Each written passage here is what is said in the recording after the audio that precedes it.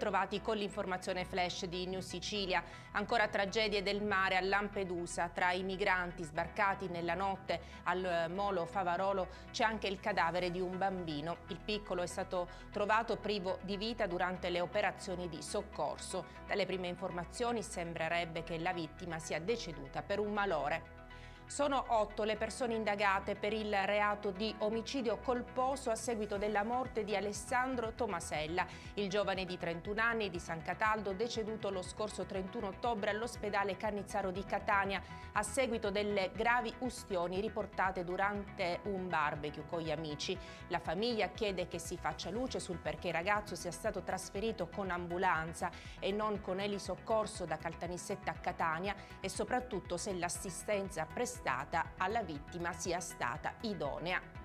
Giudizio immediato con rito abbreviato ottenuto dalla Procura e così si è aperto ieri il processo sulle false vaccinazioni anti-Covid davanti al GUP di Palermo, imputate 2 infermiere, entrambe dipendenti dell'ospedale civico e all'epoca dei fatti in servizio all'Hub Fiera del Mediterraneo. Il procedimento nasce da un'indagine della Digos. Le operatrici sanitarie avrebbero ricevuto da decine di persone dai 400 ai 500 euro per sottrarsi alla vaccinazione e ottenere comunque il Green Pass.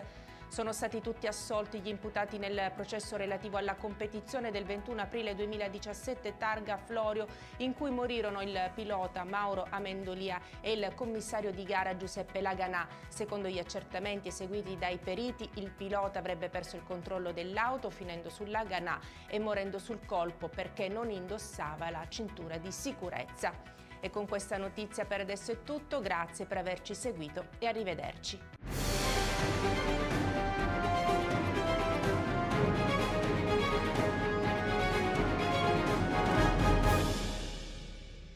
Procar, centro assistenza autorizzato BMW e Mini, adesso anche BMW Motorrad, via George Marshall 7, Mister Bianco, Catania.